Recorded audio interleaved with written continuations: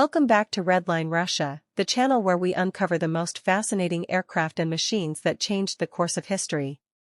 Today, we're taking a journey back to the 1940s, to explore one of the most legendary fighter planes ever built, the Japanese Mitsubishi A6M Zero. The Zero first took to the skies in 1939. Designed by Jiro Horikoshi and his team at Mitsubishi, this aircraft was meant to give the Imperial Japanese Navy an edge in the Pacific. At that time, the Japanese military demanded a fighter that could fly farther, turn faster, and dominate the skies in battle. What Horikoshi and his engineers delivered was beyond expectation.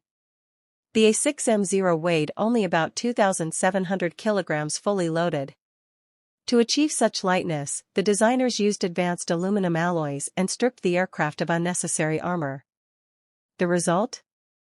A plane that could climb quickly, outturn almost any opponent, and fly nearly 1,870 kilometers without refueling. An extraordinary range compared to Allied fighters of the time. This long range allowed the Zero to escort bombers deep into enemy territory, something most fighters of that era couldn't manage. In terms of firepower, the Zero carried two 20mm cannons in the wings and two 7.7mm machine guns in the nose. Combined with its maneuverability, this made it a deadly opponent in the early years of the Pacific War. During the attack on Pearl Harbor in December 1941, the Zero played a crucial role, providing fighter cover and shooting down numerous defending aircraft. Allied pilots who encountered it for the first time were shocked by its agility, often describing it as almost impossible to shoot down. But, of course, no aircraft is perfect.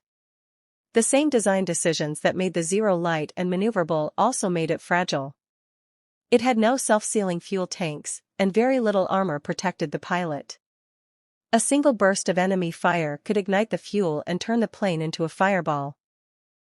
Despite this weakness, early Allied fighters struggled to match it, and the Zero racked up an impressive kill-to-loss ratio in the first 2 years of the war.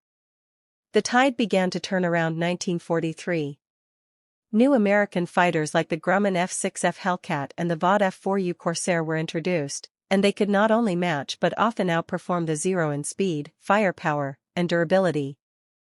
The Allies also developed new tactics. Instead of engaging in tight dogfights where the Zero excelled, they used boom and zoom strategies, diving in at high speed, firing, and climbing away before the Zero could react. These tactics exposed the Zero's vulnerabilities and gradually reduced its dominance. Still, the Mitsubishi A6M Zero had already earned its place in history. Over 10,000 units were built, making it the most produced Japanese aircraft of World War II. It became a symbol of Japanese air power, representing both the brilliance and the limitations of wartime engineering. Even today, aviation enthusiasts admire the Z.